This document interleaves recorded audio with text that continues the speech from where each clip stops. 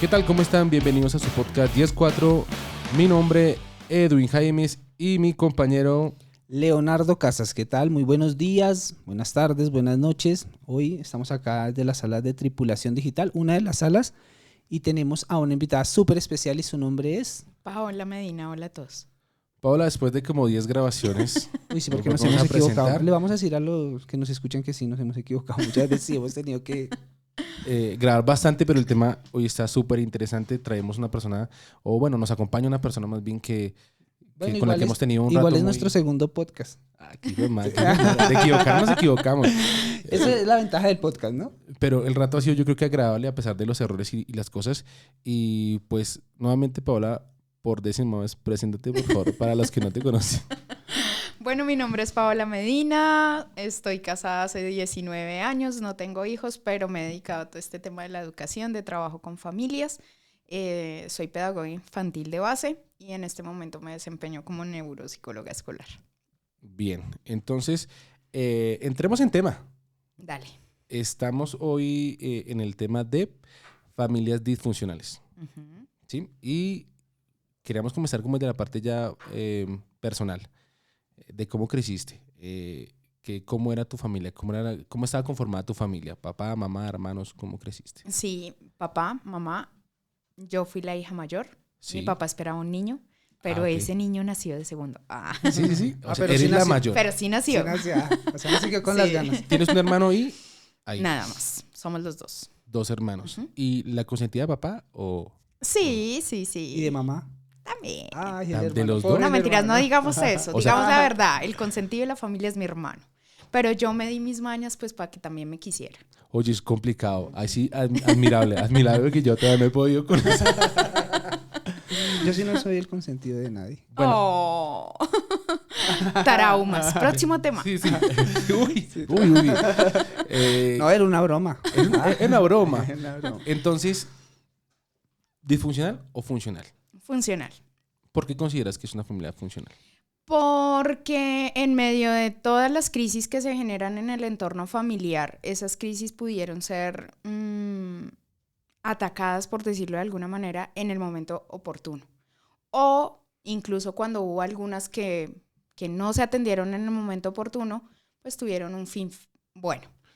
Disfuncional cuando hay crisis en medio de la familia y esas crisis hacen que ese hogar o esa familia se vuelva un ámbito tóxico, que es la diferencia entre una familia funcional y disfuncional. O sea, desde este punto entendemos de que no importa si esté papá, mamá, hermanos, igual si está solamente la mamá con su hija, puede también que funcione. Claro que no sí. necesariamente es como se ha estipulado la familia que Como así el- tenga que Sí. funcionar. Como ese círculo de papá, mamá y hijos, sino que funcione. La finalidad es eso. Y tu familia funcionaba como tal. Exactamente. O sea, igual pueden haber problemas en el hogar, lo esencial es saberlos llevar. Exactamente. Si hay una persona que de pronto no entiende, ¿sí? No ha hecho de pronto esa sumatoria de cosas que pasaron y no sabe si creció en una familia funcional o disfuncional, ¿cómo puedes tú decir que una familia, qué características tiene una persona que creció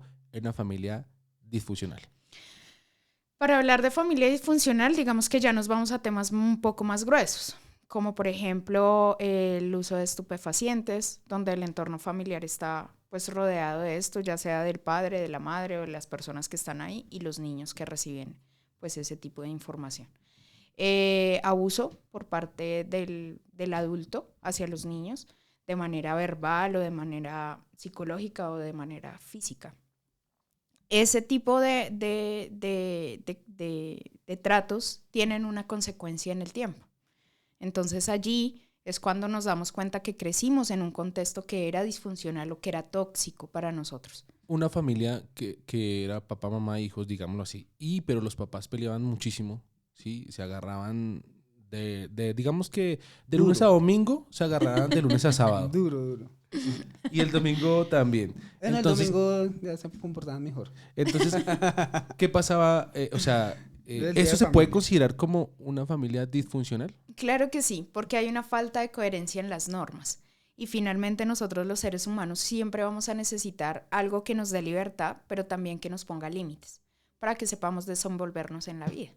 Bueno, O sea, complicado igual, ¿no? O sea, tener una familia funcional igual es un tema como de personas muy maduras que puedan llevar, digamos, yo creo que una familia disfuncional empieza igual cuando son como muy inmaduros, Ujú. porque no se sabe bien los puntos que tienen que llevar en la familia, en qué momento se debe corregir, en qué momento no se debe corregir. Exactamente. Complicado, ¿no? y en ese orden de ideas, la gente que crece en familias disfuncionales tiene, digamos que, problemas a futuro. Lo puede. Sí, claro que sí. Evidentemente hay momentos en donde cuando uno está trabajando con los niños o con la persona adulta, uno se puede dar cuenta que hay cosas en su entorno que están haciendo que se comporte de ciertas maneras. Entonces vamos a poner un ejemplo con un niño. Aquellos padres que son supremamente permisivos y el niño llega al entorno escolar y cuando la maestra o la persona que está a cargo le dice, no, no puedes hacer eso, el niño se frustra. ¿Por qué se frustra si solamente le dije un no? Pues porque en su casa todo le dicen sí, está acostumbrado a que le den absolutamente todo y cuando llega a un lugar a donde le ponen límites, pues el niño va a tener un cambio de conducta. Y no es que sea malo que se comporte de esa manera, sino que sus padres le enseñaron a no afrontar esa nueva cosa que de pronto le están diciendo. Entonces, por lo general, hoy en día, los niños llegan a los jardines y llegan siendo emperadores. Entonces, todo lo que yo digo es, en mi casa me dejan hacer todo lo que yo quiero y cuando llega al jardín, mi maestra me dice, no, no puedes hacer eso, tienes que compartir, lo que dice tu compañero es importante, entonces el niño no está acostumbrado a eso y por eso hay un choque. Mira que yo considero eso, perdón que te interrumpa, yo considero eso, creo que por el acompañamiento que he hecho con mis hijos al colegio, al jardín y todo esto, considero que eso también tiene que ver con la parte económica. Yo considero que el papá que está mejor económicamente tiene ese tipo de trato, o la mamá que está mejor económicamente tiene ese tipo de trato como más complaciente con el niño. Pero en Pero cambio el que está, mejor dicho, ahí, complicado económicamente, no, ya es otra cosa, está como con el estrés. Entonces, de una otra manera, ninguna de las dos era funcional. igual no creo que sea siempre así, ¿no? Porque puede ser el que no esté bien económicamente, pero igual entiende que su familia es lo primordial. O Sí. sea, no de Sí, sí, pronto o sea, no es un rasgo 100% característico, ¿no? Pero sí he notado, digamos, que con los papás con los que uno se ve a las entradas o salidas desde el colegio, uno se da cuenta que sí influye, ¿no? El que llega en carro, que, ay, que no, ven, mira, no, lleva, no, no sé qué. Entonces uno se da cuenta que el niño es diferente, es un poco, digamos, en su manera de comportarse es diferente al que llegó en la cicla y el que llegó en la cicla. Obviamente llega con el afán, con otra, digamos que con otro ambiente diferente. Y cuando se bajan, cuando llegan al colegio, yo me doy cuenta que siempre hay diferencias entre uno y el otro, inclusive con mis hijos, donde muchas veces pienso que qué papá le estoy dando hoy. Si Ujú. el papá que voy de afán, el papá que tengo problemas a nivel económico, el que viene tal vez peleando pues, con mi esposa, o el papá que dice, bueno, hoy es el día donde qué chévere que vayan a estudiar, que disfruten el colegio, o el que estoy intentando cubrir económicamente o con cosas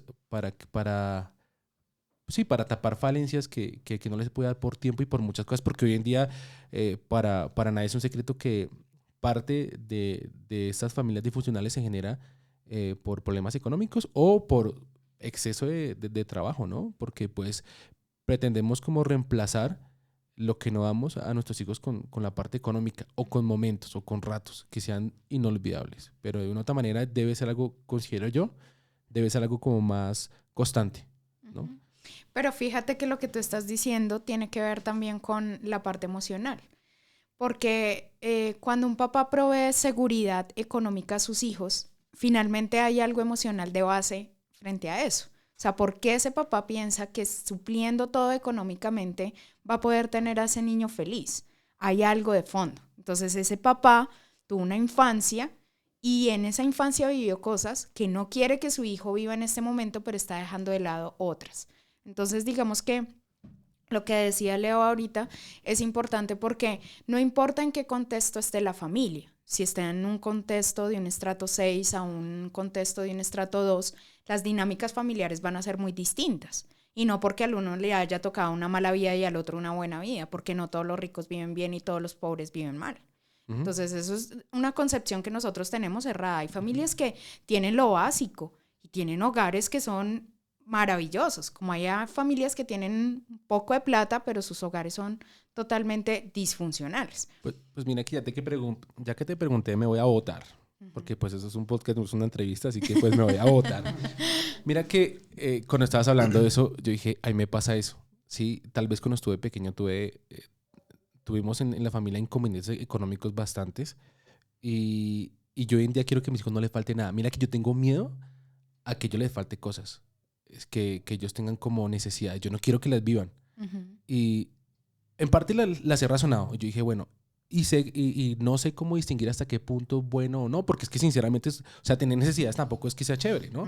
Y crecer con necesidades tampoco sea chévere. Pero yo tengo ese miedo de que, no, de que ellos sientan que no tengo necesidades, que sean conscientes de que, bueno, hay que luchar, hay que salir adelante, hay que acomodarse a los presupuestos, de que si tienen, no sé, el mejor juguete, se sientan contentos con él, o si no lo tienen, también. Una plastilina, un color, también se sientan contentos con ellos. Pero yo sí tengo esa cosa de que, yo no quiero que por alguna situación... Que pasen lo mismo. Exactamente, que pase lo mismo. Entonces, ¿cómo puede uno entender cómo, o sea, llevar como entre el límite de lo que está bien, que viene a raíz de uno y no cargarlos a ellos?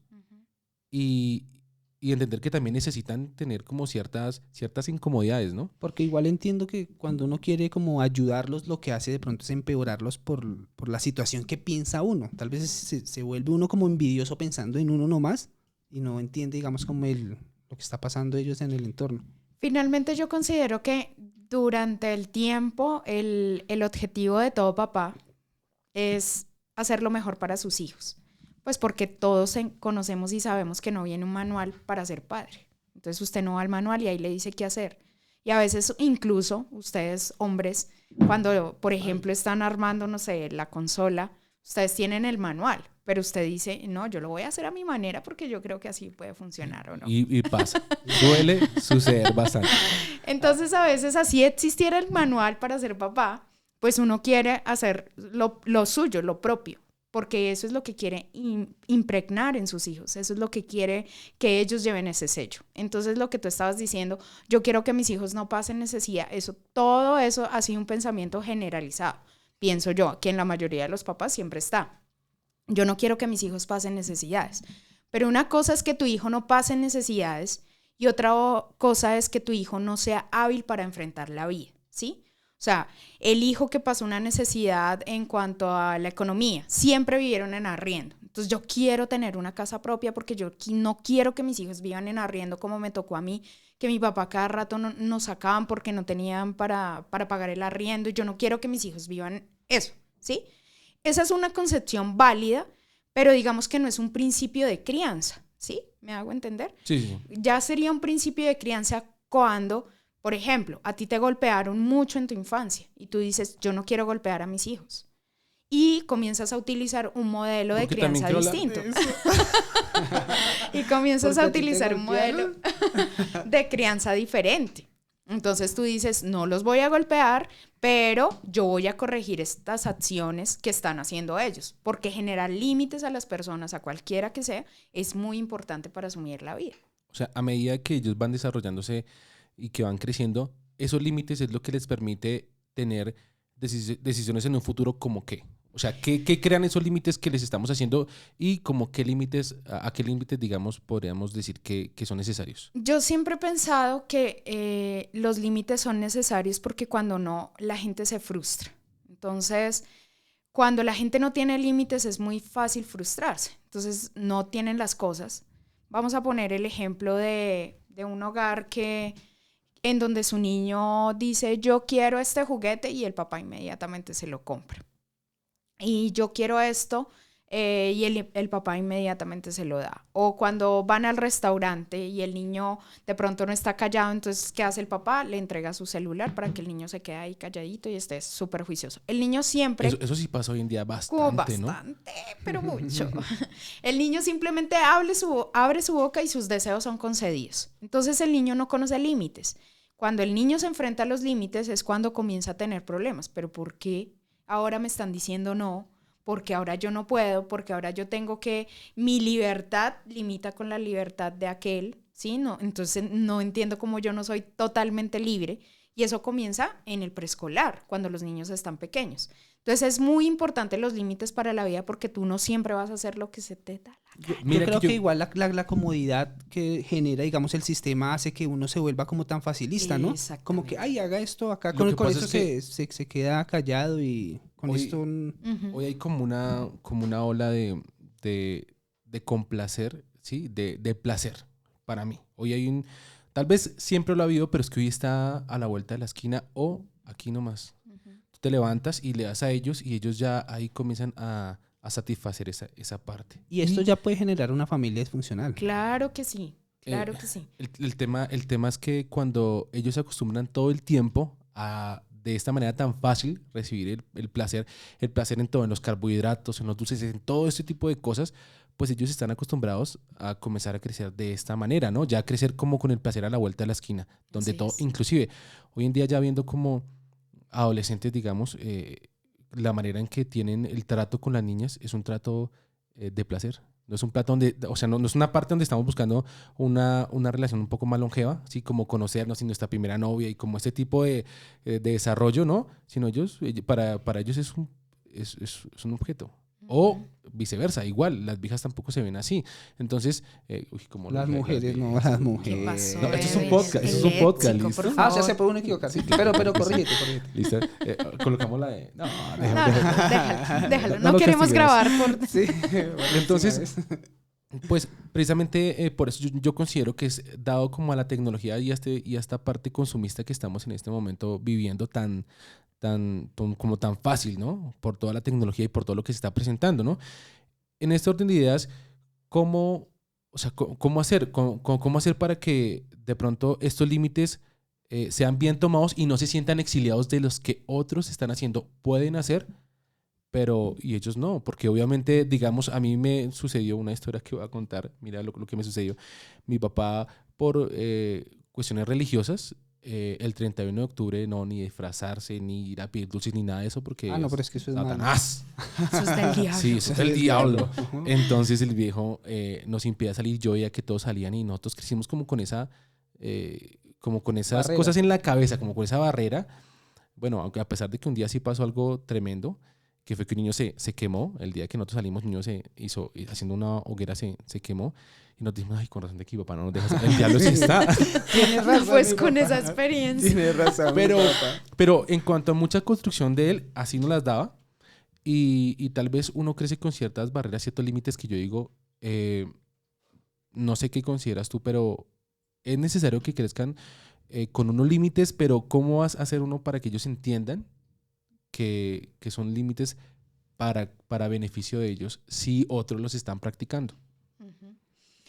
Pienso que, digamos que en este momento, cuando los padres están entregando a sus hijos básicamente al uso de redes, al uso de aparatos tecnológicos, de una o de otra manera sí están haciendo que sus hogares vayan por la vía de un hogar disfuncional si no ponen un límite. Ejemplo de hecho. Como les dije, trabajo con niños y algunas de las familias, Sí. Dale. Yo estoy haciendo caras. No, algo no, les pasó en su casa.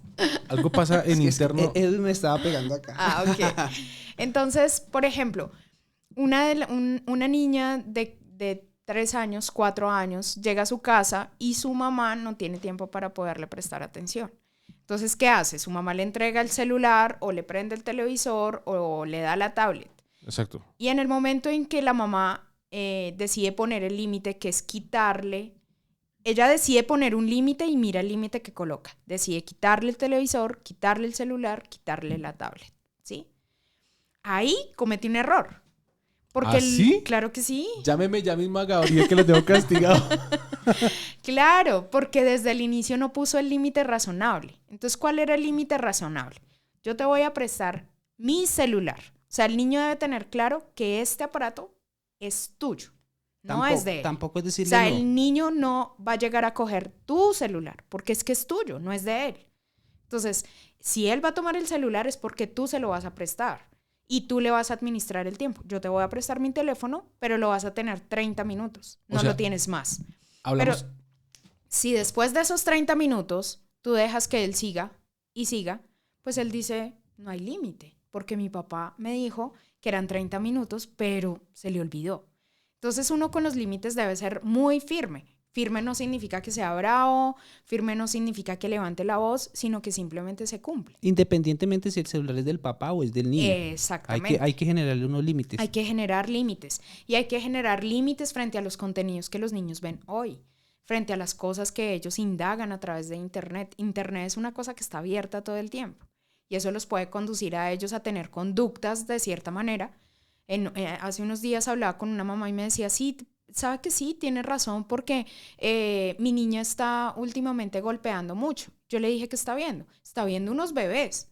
Ah, bueno, pero ¿qué están haciendo los bebés? Entonces cuando fuimos a ver el programa, los bebés se golpeaban, los bebés se pegaban, se quitaban el pañal, se lanzaban la maraquita, el sonajero y todo el tiempo se estaban pegando. Entonces pueden ser unos bebés, pero la conducta que está teniendo ese bebé es la que la niña está copiando. ¿Por qué? Porque los niños copian lo que ven en nosotros los adultos, lo que ven en su entorno. O sea que de una otra manera, yo no sé si has visto que hay como hoy en día se crece en las familias como un status quo, o sea, está creciendo como ese status quo en las familias, donde todos tenemos la misma posición, donde todos tenemos que tener, o sea, se pasa la parte de entender a la posición de la otra persona, los sentimientos de la otra persona, a decir, no pasa nada, pasémoslo, ay, bueno, no importa, se tiene derecho a equivocarse, tiene derecho a muchas cosas que se vuelve permisivo y llega al punto donde por consideraciones, porque uno no está presente, por eso deja uno de ocupar cierta posición. ¿Consideras que hoy en día es importante tener esas posiciones en los hogares? Claro que sí, es muy importante. Hay mucha gente que me critica por decir lo que voy a decir. Démosle. Estamos en un podcast. Aquí no me criticamos. Pero yo siempre he creído que el papá no debe ser amigo de sus hijos. El papá debe ser el papá. Bloquéemela. Porque cuando el papá comienza a ser el amigo del hijo, pues el amigo no exige. El amigo es el chévere, el pana, el parcero, el que le va a ayudar cuando tiene dificultades, ¿sí? Y lo va a abandonar cuando la cosa no esté bien, entonces lo va a dejar solo. Pero eso no es ser papá. El ser papá es aquel que coloca límites, aquel que guía, aquel que está... aquel que se compromete, aquel que se equivoca, porque el papá también se equivoca, y el hijo también está para aceptar que el papá se equivocó. O sea, nosotros ya pasamos una época en donde nuestros papás, evidentemente en este momento miramos atrás y decimos, mi papá se equivocó en esto, ¿sí? Pero no le damos palo, pues, porque eso lo tomamos de experiencia para nosotros, para no hacer lo mismo con nuestros hijos. Ya uno entiende que tiene una posición, ¿no? Ya entiende que el papá tiene una posición y no. Sea como sea, se equivoque o no, yo hoy en día entiendo, no... tiene una posición en mi papá y ya, independientemente. En cambio, se puede tomar de una manera diferente si tienes esa confianza para decirle, uy, no, viejo, pero se equivoca, pero no, usted es tal. De la misma manera, como si estuviéramos a la misma altura. De una otra manera, ¿tú consideras que deben tener como una altura diferente, como un respeto, como algo de, entre comillas, temor? Lo que pasa es que yo siento que las familias han cambiado en el sentido que buscan no pasar lo que ocurrió antes. Entonces, antes el papá era autoridad. ¿Y por qué era autoridad? Porque yo recuerdo que mi abuelita decía que su papá mantenía el rejo ahí. Entonces, el rejo era símbolo de autoridad. Ahí está. Tú no ves hoy los papás jóvenes como ustedes con el rejo todo el tiempo en la mano, ¿sí? O pues uno no sabe. No, es que lo tengo sí, pues. Sí, ya se lo pone, pero apretar. no todo el tiempo. Pero los y uno papás con estas correitas de antes... que uno carga, no. Sí, ese rejito, pues la verdad, como que no. Nada que ver. Pero el papá mostraba autoridad de ciertas maneras. Entonces el papá de antes era el papá del golpe, ¿cierto? No, usted llega a hacer tal cosa y le dejo esa... correazos Exacto. de ley. Porque se tiende a decir de que no, es que las familias no son como antes. O sea, siempre está como ese dicho, ¿no? Es que los papás de antes eran mejor. Es que la familia era mejor. Es que los niños. No sé si es por el sistema, por la comodidad que ha generado el sistema o... Pienso que eso ha venido por los cambios que tiene la sociedad y porque definitivamente nosotros somos fruto de quienes nos criaron, ¿sí? Entonces, en la medida en cuando hemos evolucionado en esa crianza, hoy ustedes escuchan hablar de disciplina positiva. Entonces, la disciplina positiva es una cosa que se inventaron en donde yo debo escuchar todo lo que dice el niño, ¿sí? Y debo entender Sí. por qué el niño está sintiendo esto, por qué está sintiendo aquello, por qué está lo uno, por qué está lo otro. Pero a veces esa disciplina positiva se va al extremo de ser permisivo, ¿sí? De permitir que el niño me diga palabras que no son convenientes y que yo le tenga que pasar eso. Porque entendemos la disciplina positiva como algo en donde yo le permito a mi hijo ser y que él sea libre. Pero la disciplina positiva real me dice a mí que yo acepto y entiendo y valido lo que mi hijo puede estar sintiendo. Pero en eso que estoy haciendo todo el tiempo le estoy poniendo límites, le estoy poniendo por dónde debe andar, qué debe hacer, sin decirle todo el tiempo, no, eso no es correcto, ¿sí? No, eso no, sino cambiando un lenguaje y teniendo un lenguaje más O sea, asertivo. de cierta manera sí es necesario como la mano fuerte, no la mano fuerte en golpes, sino la mano fuerte en límites, en que Exactamente. tiene que cumplir cosas y bueno, también si es necesario tener que corregirlo, pues se corrige. Pues es que el tema también es como uno comenzar a, pues a darse cuenta con qué viene uno y qué les está transmitiendo, ¿no? Porque muchas veces uno ya está acostumbrado a muchas cosas y si uno no tiene un pensamiento cuestionable frente a lo que uno está haciendo, frente a sus comportamientos, pues de una otra manera pues le va a transmitir lo mismo, así sean los mismos errores del abuelito, el tatarabuelito. Porque pero a mí sí me dieron mano dura. No, es que yo hubiese sido su Esa papá, le mano hubiese dura, dado pues. juguete todos los días. Entonces, ¿Por corrompido? El papá me decía, por corrompido. eso es para otro podcast. Sí, traumas. Taratatán. Entonces, en ese orden de ideas, ¿cómo podríamos, digamos, darnos cuenta de esas características que hacen que también sea nociva para nuestros hijos y que hagan que, así como vivimos de pronto en familias disfuncionales, así mismo les estamos dando a ellos a conocer ese tipo de facetas? Es decir, un ejemplo, hace poco escuchaba ese ejemplo en un podcast también, donde hablaban que si yo estoy discutiendo con mi esposa y mis hijos me están escuchando y yo salgo y ellos me preguntan que qué pasaba, no te preocupes, tu mamá y yo nos amamos, todo está bien, ellos van a entender eso en su cabeza de que, ¿cierto? De que no, está eso bien. está bien, es normal, mis papás se quieren, se aman y parte de amarse es eso. Entonces cuando estén adultos van a generar eso mismo. Entonces, si yo viví eso en mi casa antes, lo hago ahora, muy probablemente mis hijos lo van a ver como parte como de una relación, ¿listo? O como parte de una familia. Para la persona que de pronto nos está escuchando y de pronto no vea las características que hacen que se comporte así, ¿cómo puede comenzar una persona a determinar qué está siendo nocivo en mi vida, qué tengo yo, qué está haciendo por los medios y por toda esta parte industrial que se ha creado? Y cómo puedo comenzar, digamos, a darle orden para que mi familia comience a ser funcional y sobre todo que comience pues, a ser beneficiado a los niños, que no crezcan con esto naturalmente. Que sea funcional en tanta... Ujú. Bueno, primero que todo hay que ver que cada ser humano viene con una carga emocional. Entonces, ¿qué le da esa carga emocional? Las experiencias de la vida. Pero hay experiencias de la vida que son marcadores profundos de cómo nosotros nos comportamos o cómo nosotros mediamos o cómo nosotros vemos la vida. Por lo general, aunque la gente dice, no puedo creer que los primeros 5 años de vida de un niño sean tan importantes, son los más importantes de la vida de un ser humano. Y tal vez son los que uno quiere que vivan más rápido. Y en los que uno de pronto no ve tanta importancia porque piensa que no tienen la capacidad de adquirir tanta información, ¿no? Sí. Y allí lo que tenemos que tener en cuenta es que el niño está aprendiendo por todos los sentidos, ¿sí? Digamos que en este momento, por ejemplo, ¿tú eres más visual o más auditivo, Edwin? Ninguna de las dos.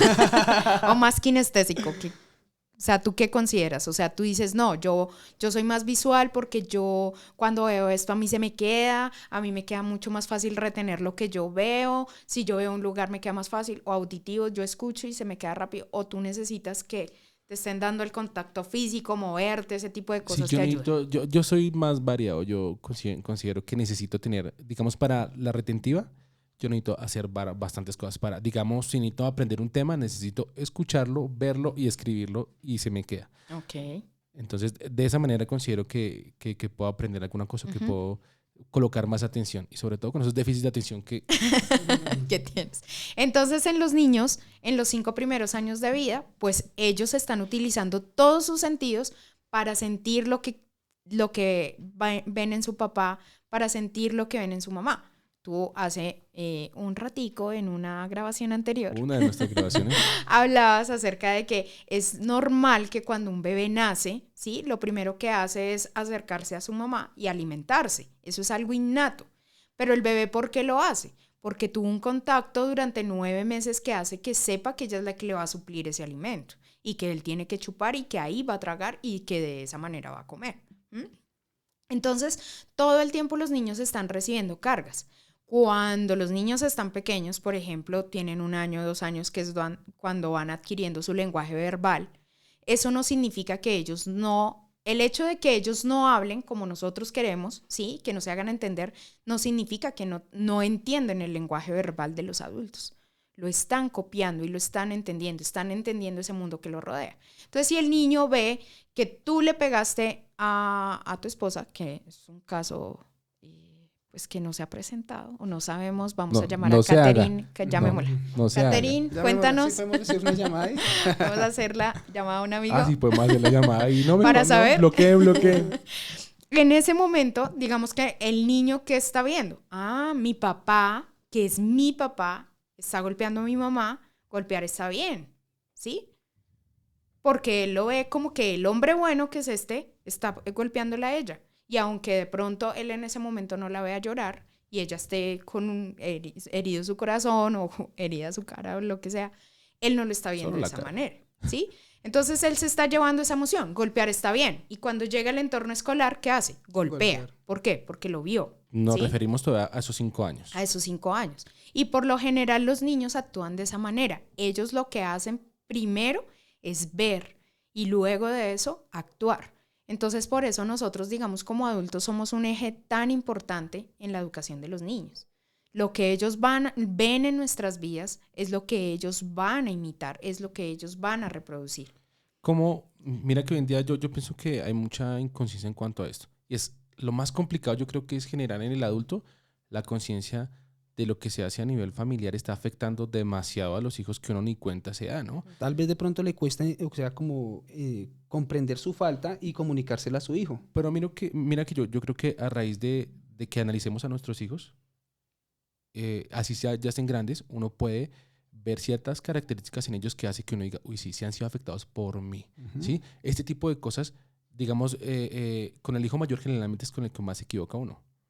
Entonces, este tipo de cosas hacen que uno, si las analiza, uno dice, eso es por mí, esto viene por mí. Yo hice que, esta situación mía hizo que se comportara así, porque muchas personas ni lo piensan, ¿no? Piensan que es desarrollo de su personalidad, ¿sí? Y no piensan que no es desarrollo de su personalidad, sino que es un colateral de lo que él hizo.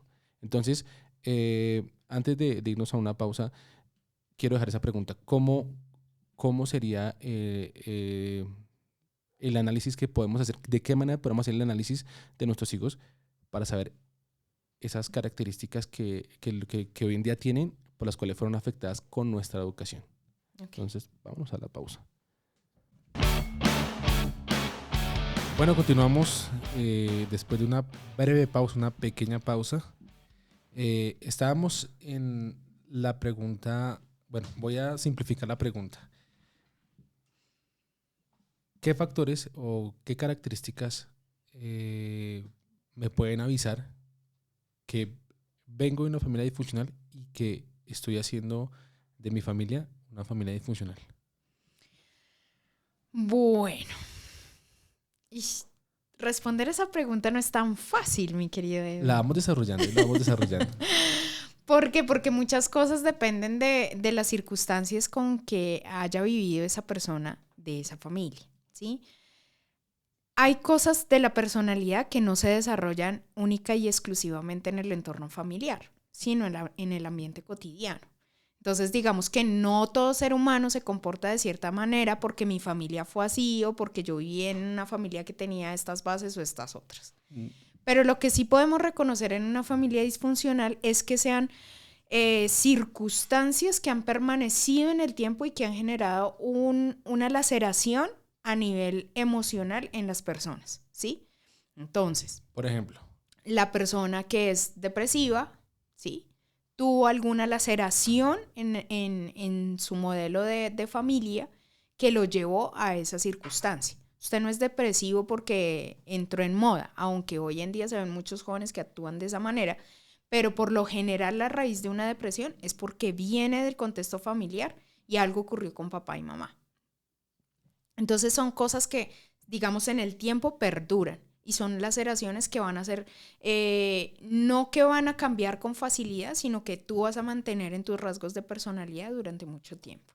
Yo Sí. podría decir que esta persona viene de una familia disfuncional cuando comete algo que está mal, pero para él es normal. Sí, digamos que por lo general nosotros podríamos hablar de familias disfuncionales, aquellas en donde un niño ha estado expuesto a un ambiente de adicción.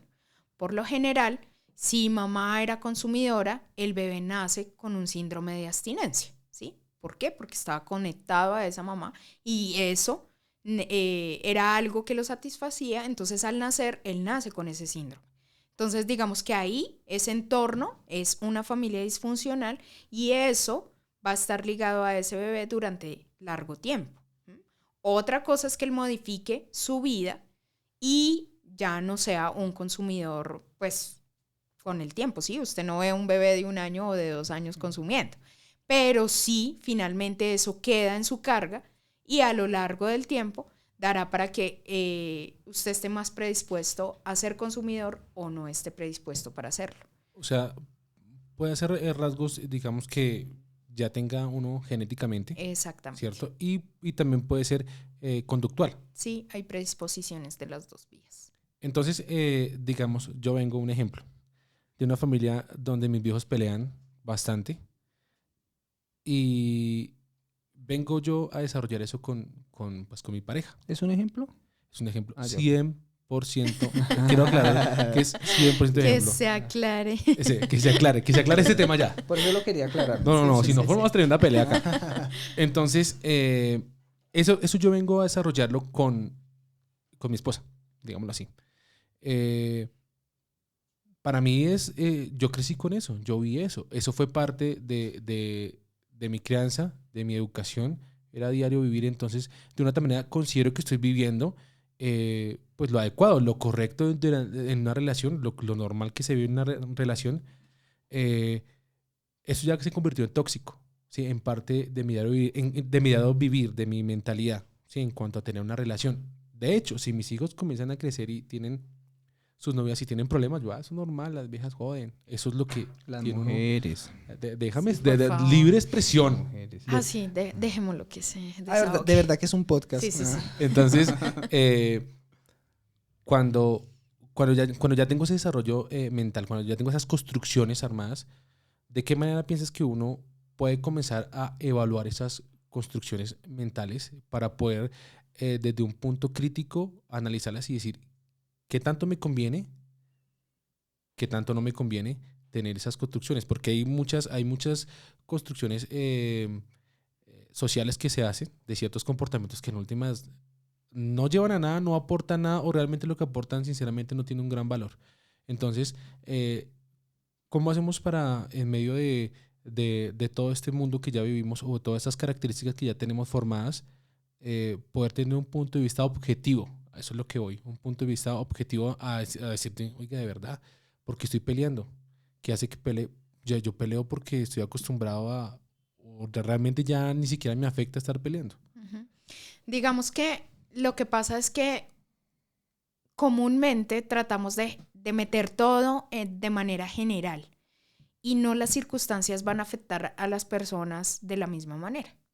Entonces, ejemplo, hay personas que han vivido en hogares en donde pues hay violencia familiar. Entonces los papás están peleando todo el tiempo, se golpean y el patrón de comportamiento de ese hijo en un futuro será hacer lo mismo que hacía su papá. Entonces, pelear, discutir, golpear. Pero otra persona vivió en ese mismo contexto y cuando se casa, lo menos que quiere es volver a repetirlo. Entonces, eso también depende mucho de qué lo está llevando o qué lo está motivando a usted a actuar de cierta manera frente a lo que usted vivió, frente a lo que hizo de una de otra manera su familia. Estamos hablando de familias disfuncionales. Entonces son aquellas que han tenido situaciones drásticas, difíciles, momentos de adicción, momentos de mala comunicación, pero cuando hablamos de disfuncional es cuando estas cosas se están llevando al límite y están sobrepasadas. Entonces, cuando esas cosas suceden, obviamente van a tener influencia a nivel emocional en la persona que lo está recibiendo. Pero hay personas que transforman eso que vivieron, ¿sí? No se quedan como con ello. Entonces, no, es que yo soy maltratador porque mi papá maltrató y porque mi abuelo maltrató. O yo soy borracho porque la generación de mi papá o de mi abuelo o de mi tío, todos eran borrachos. Hay gente a la que no le pasa lo mismo. Entonces también depende de cómo yo, ¿sí? Voy a hacer que mi familia funcione. Porque lo que hablamos acá y lo que hemos mencionado es que todas las familias independientemente tienen problemas y los van a tener a lo largo de que estén juntos.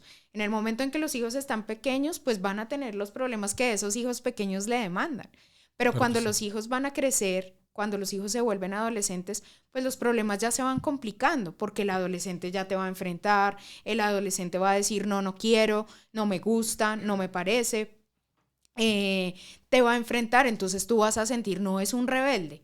Y a veces no estamos tomando en cuenta que es que él ya pasó a una edad distinta, en donde sencillamente te ve a ti como papá y no es que se quiera enfrentar, sino que está tomando una posición distinta. Y cuando crece también. Entonces, ¿de qué manera nosotros estamos asumiendo nuestro rol dentro de la familia para que esas circunstancias que se van a dar a lo largo de que estemos juntos? Hay familias en donde hay hijos que tienen 40 años y todavía no han salido de la casa, ¿sí? Y todavía le están diciendo como, ¿qué? ¿Y usted cuándo se va a formalizar? ¿Se va a independizar? ¿Va a hacer alguito? Exacto. O sea, ¿cómo no sale? ¿Sí? Y los papás tienen problemas con esos hijos que ya son muy adultos. Entonces, en toda la carrera, digamos, de vida de una familia, siempre van a haber circunstancias que van a generar crisis. Aquí el tema no es ver qué tanto esa crisis me lleva a que nuestra familia se desbarate, sino qué tanto yo, como ser humano, individualmente, puedo aportar para que esa crisis simplemente genere un cambio, ¿sí? Para que se mueva y podamos continuar adelante. Y no salgamos de entornos familiares en donde sencillamente fuimos dañados. Evidentemente la crianza nunca va a ser perfecta. Los papás se siguen equivocando, los nuestros se equivocaron. Si nosotros somos papás, nos vamos a equivocar. Pero ¿cuánto de eso nosotros en el camino estamos corrigiendo para no seguirlo haciendo? ¿Qué es lo que nosotros debemos pensar para que nuestra familia funcione de la manera adecuada y no llegue a límites en donde ya no haya nada que hacer? Paola, tú dices, digamos, que o sea, el resultado de una familia disfuncional siempre se ve en el hijo, o también puede ser que se vea en la esposa o en el padre, o siempre el resultado va a ser... Siempre hay un resultado en todos los miembros de la familia, porque aunque por lo general, digamos, el que más lleve esa carga sea el hijo, porque por lo general, digamos que si la dinámica se da en los adultos, el hijo está pequeño y entonces está como esponjita absorbiendo todo eso que está sucediendo allí. Cada uno de los miembros de la familia están llevando cargas diferentes. Entonces, pongamos un ejemplo. La familia que tiene un papá que tiene dificultades con el alcohol. Entonces, él dice, yo tengo esta dificultad y cuando comete locuras en medio de esa dificultad que tiene, dice, yo me arrepiento, pero la esposa ya no le cree, porque a los 8 días vuelve y hace lo mismo. Entonces la esposa dice, no me quiere porque no quiere cambiar, porque no quiere hacerlo. Pero él adentro de sí está diciendo, pero es que yo sí quiero cambiar, pero lo que pasa es que no he podido, me gana más esto que yo estoy sintiendo. Pero falta que él reconozca que está enfermo, ¿sí? Entonces, cuando él haga ese reconocimiento de que está enfermo, que necesita ayuda, pues las cosas van a cambiar. Pero mientras sigan en esa misma vía, pues los dos se van a terminar, como se dice en el popular, tirando rayo, porque él está diciendo, yo sí quiero cambiar, usted no entiende que para mí esto es difícil, y ella está diciendo, usted no me quiere porque usted no cambia. O sea, en ese orden de ideas, sería que hay unos parámetros que deben identificar una familia saludable de una otra manera. Y para no normalizar todo, porque el tema es que hablabas ahorita de las enfermedades y hay mucha gente que normaliza estar enfermo. Uh-huh. ¿Sí? Una pastica y chao. Se puede normalizar tener una familia así.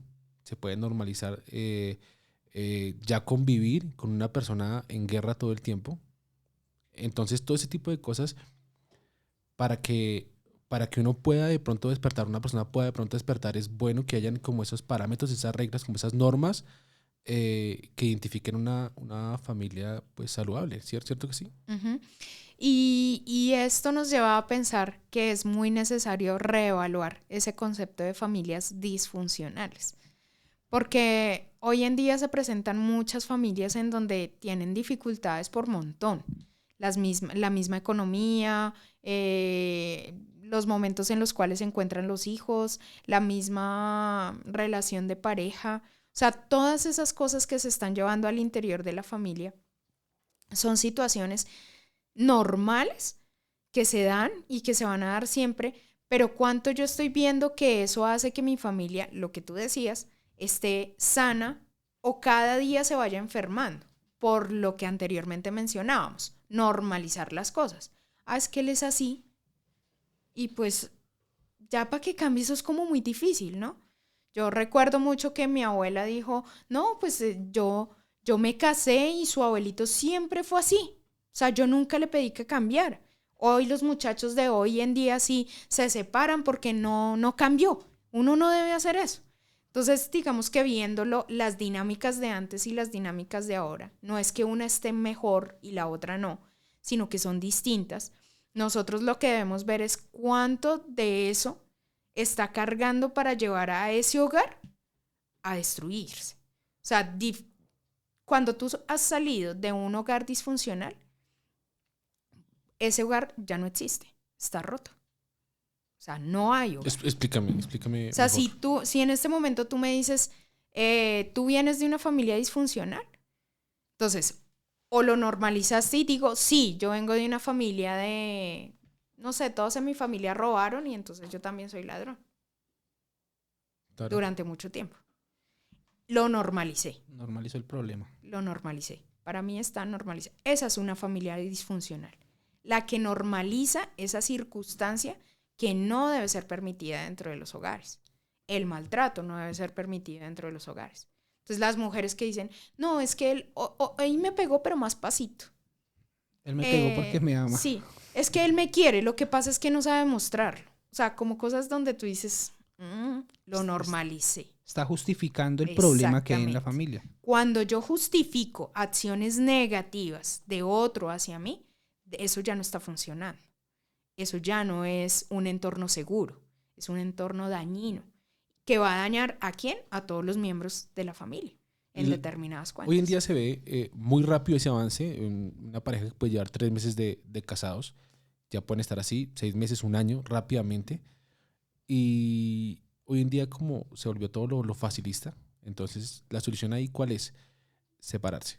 ¿Listo? La rápida hoy en día que es que Antes de. ya tuvo problemas, ay, eso es mejor que se separe, que eso uno consigue otro con él. Y yo considero que siempre tiene que haber una etapa de adaptación, ¿sí? Siempre tiene que haber un proceso que uno tenga que vivir con su familia y con su pareja, ¿sí? Para que se encaminen hacia algo, porque de la noche a la mañana no va a suceder que seamos tal para cual.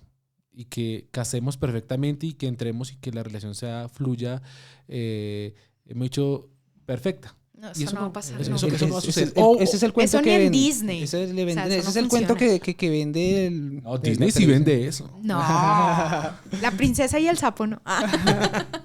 Tuvieron Entonces- problemas disfuncionales. Entonces,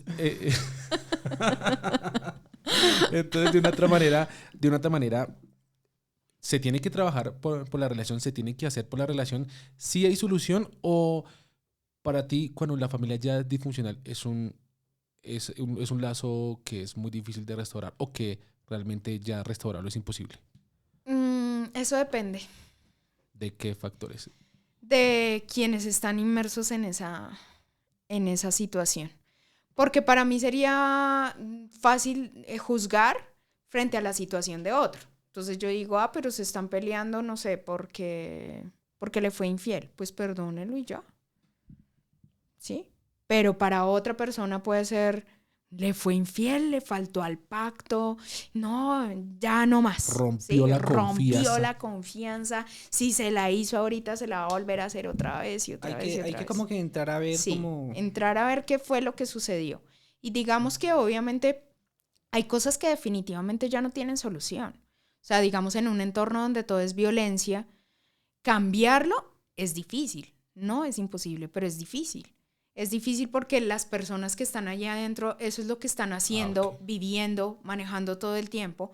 Si ellos están dispuestos a cambiar y dicen, levantan su mano y dicen, yo necesito ayuda, porque ese es otro tema, que hay hogares que están pasando por circunstancias que son muy complicadas, que los está llevando a ser un hogar disfuncional, pero ellos no reconocen que necesitan ayuda. Si una persona no reconoce que necesita ayuda, pues es muy fregado que vaya a poder salir de esa situación que lo está llevando por un camino que finalmente no va a ser el mejor. Es como lo que decía Edwin ahorita, que digamos el ejemplo que tomó de que el papá y la mamá peleaban. Si ese problema no se arregla en ese momento... No, pero mi papá no. No, era un ejemplo. Sí, digamos, sí. Si ese problema no se arregla en el momento, más adelante puede hacer que sigan los golpes, siga el maltrato y crece el hijo, y el hijo ya no va a permitir ese. Entonces, como es algo tan normal, entonces también él empieza a pegarle a su padre o a su madre. Sí, o el hijo comienza a tener conductas escapistas. Entonces, como no le gusta ver que sus papás están peleando y sus papás aparte de todo le mienten, porque ni siquiera son capaces de decirle, venga, sí, es que tenemos problemas, mire, ya no nos soportamos. Entonces el hijo sencillamente comienza a tener otras conductas. No necesariamente quiere decir que porque ellos estuvieron en un entorno en donde vieron a sus papás pegarse, pues ellos también van a salir y van a agarrar a todo el mundo a golpes. No, pero sí pueden desarrollar otro tipo de conductas. Por ejemplo, pueden ser personas tímidas o puede haber mutismo, no hablan al respecto, o sencillamente salen y se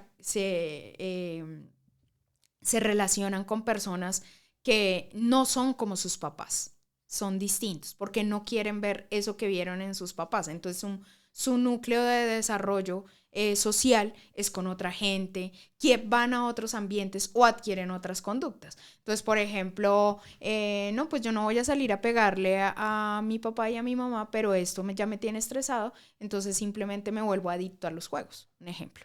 O me vuelvo adicto a la música rock, o me vuelvo adicto a mirar en internet ciertas cosas. Entonces, no siempre una conducta, si es maltrato, va a hacer que la persona se comporte de la misma manera, sino que también va a hacer que se abran otras alternativas en donde esa persona pueda sentir de una o de otra manera libertad.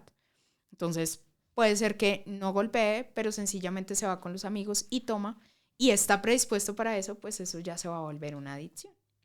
Y cuando ya esa persona, en ese ejemplo donde íbamos, ya tiene su familia, ¿cómo lo va a ver representado? Digamos, si viene de una familia, donde todo el tiempo escuchaba peleas o borracheras de sus papás, dejémoslo en borracheras, y tal vez crece y la manera de escapar de eso es de pronto exiliarse de las personas que tienen problemas con el alcohol. Decir, no tengo nada que ver con ellos. Listo, esa persona crece y ya tiene familia. ¿Cómo lo vería, digamos, reflejado en su familia si no tiene el alcoholismo? Y tal vez se metió con una persona que tampoco tiene problemas de alcohol, ¿no? Considero que escapar de una realidad sin enfrentarla, más adelante viene a traer pues consecuencias. ¿Listo? Entonces, ¿qué consideras que pueda tener? ¿Qué consecuencias pueda tener una persona? Pues digamos que básicamente allí va el comportamiento y también con quien haya decidido formar una familia.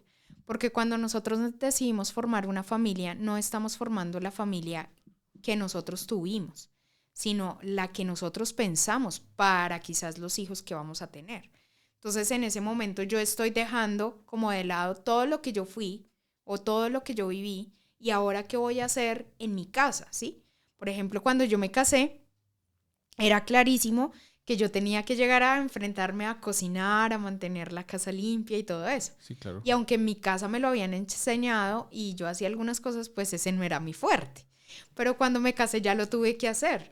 Entonces, digamos que fue dejar costumbres también que tenía en mi casa, porque cuando me casé, sencillamente mi esposo tenía otras costumbres diferentes. Entonces la forma de colocar, no sé, los objetos en la sala para mí no era correcta porque para mí en mi casa se hacía de cierta manera.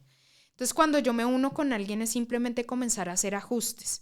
Y en esto de cuando ya tenemos hijos es mirar qué hay de fondo en mí que yo no quiero que se reproduzca en ellos, ¿sí?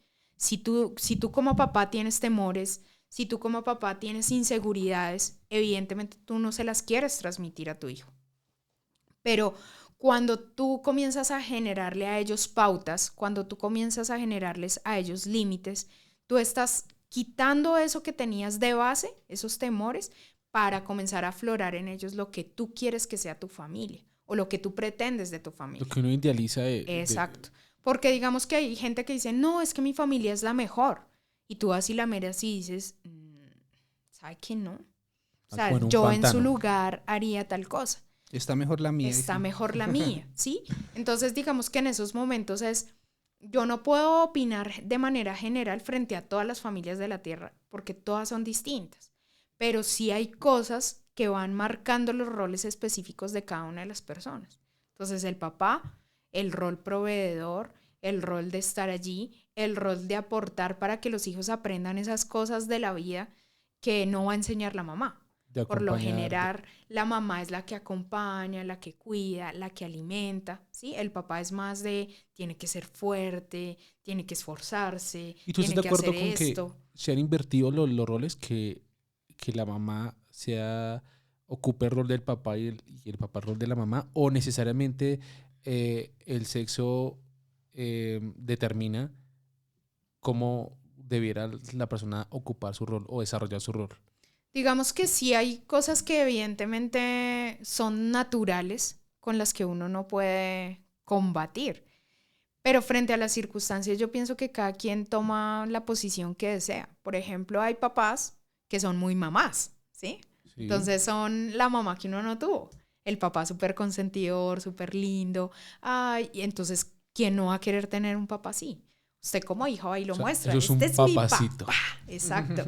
Entonces, pero digamos que todo eso también tiene que ver mucho con el ambiente. O sea, ¿qué es lo que hay alrededor mío que está haciendo que yo me comporte de ciertas maneras? Entonces, el papá, por ejemplo, que sencillamente no pudo estar más con la mamá de sus hijos por diferencias, por lo que haya sido, pero cuando está con sus hijos se comporta de cierta manera. ¿Por qué? Porque eso es lo que desea impregnar en sus hijos.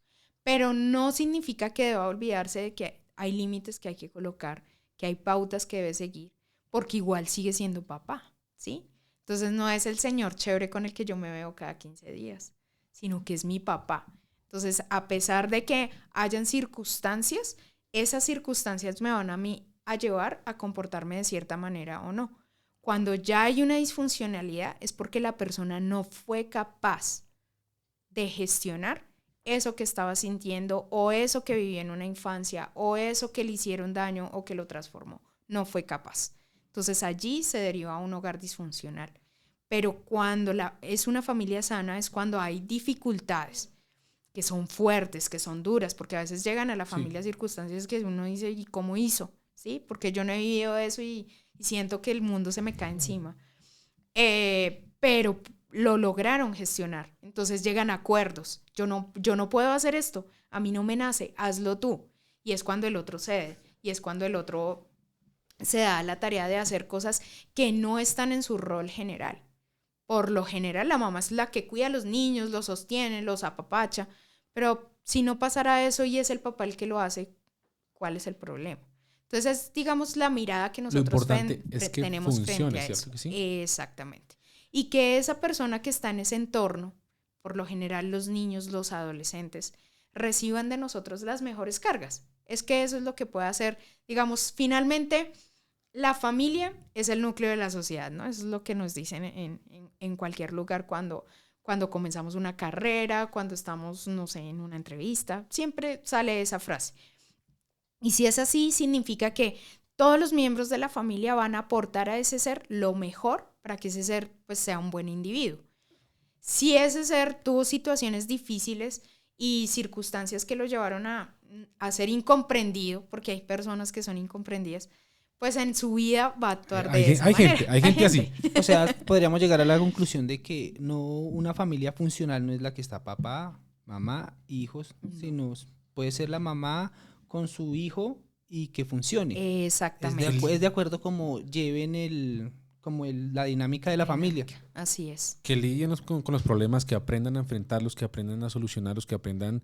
Porque antes de empezar el podcast pensé que familia disfuncional era la que no estaba completa No, con su familia. la que no tenía ese núcleo. Pero digamos que esa es la familia que nos han mostrado, la familia paternalista, ¿no? Papá, mamá, hijos. Pero pues si se muere el papá, se murió el papá y está la mamá sola con su hijo, entonces dejó de ser funcional. Quedó mocha. No, porque digamos que esa mujer tiene que asumir un rol de dos, ¿sí? Tomar parte como de papá o tomar parte como de mamá. O simplemente ser esa mujer que quiere lo mejor para su hijo, independientemente de decir si tomó el rol del papá o de la mamá, sino que está siendo una buena cuidadora, que está siendo una buena persona que lo que quiere es lo mejor para sus hijos. Entonces, en esa medida, fíjense que a veces llevamos a mal el término o los términos porque consideramos que disfuncionales sí, así papá, mamá, hijos. Y lo que afecta, ¿sí? ¿no? Lo que puede afectar si falta la mamá o lo que puede afectar si falta papá. Y evidentemente, sí hay en las personas situaciones complejas en cuanto a su personalidad porque faltó papá, pero en otras no. Hay situaciones en donde personas desarrollan ciertas cosas en su personalidad porque faltó mamá, pero otras no. No quiere decir que falte uno, falte el otro, no quiere decir que no funcione la familia, que como tal no funcione, porque por entenderse mal eso, se puede vivir esa experiencia, ¿no? Que no, faltó mamá y por esa razón entonces toda la parte sentimental se fue, toda la parte de cuidado, todo eso se murió. Ahora nos tocó así. Exacto. Y desde ahí, desde esa concepción de la palabra, de se acabó la familia, se acabó la funcionabilidad, es donde comienza pues a perder como el sentido de hogar, como decir, bueno, que esto tiene que funcionar aparte, ya estamos todos, no está, pero dejó con ella esto y estamos todos, así que tenemos que seguir haciendo que la familia funcione. Uh-huh. ¿Listo? Entonces, bueno, Paula, sinceramente fue muy chévere hablar contigo. Gracias. Ya pasamos un buen rato. Este sí quedó. Este sí quedó. Igualmente, pues vienen varios, vienen de esto mismo, se despliega mucho contenido. Más contenido. Y pues esperamos tenerte aquí. Esperamos que sigas viniendo y esperamos que haya sido agradable para ti. Que haya sido un rato bastante agradable. Pues a la gente que quiera seguir mirando, vamos a dejar los links abajo de la página que puedan, hagamos el... Para que se suscriban y les den like. Exactamente. O dislike si no les gusta. Sí, tampoco le gusta. Para aceptamos, pero hagan algo. Por favor. Para que comenten. Pero eso va a decir si usted nació en una familia funcional y disfuncional. Eso sí, créame. Sí. De acuerdo con lo que haga. Ajá. Entonces, si usted quiere hacer preguntas, si usted tiene a bien contactarnos para que generemos esas preguntas en el siguiente podcast o en los podcasts que desarrollemos de aquí para allá, pues ahí nos puede escribir. Pues a todos, gracias. A Paula, muchas gracias. Y a ustedes. Bueno. 10-4. 10-4.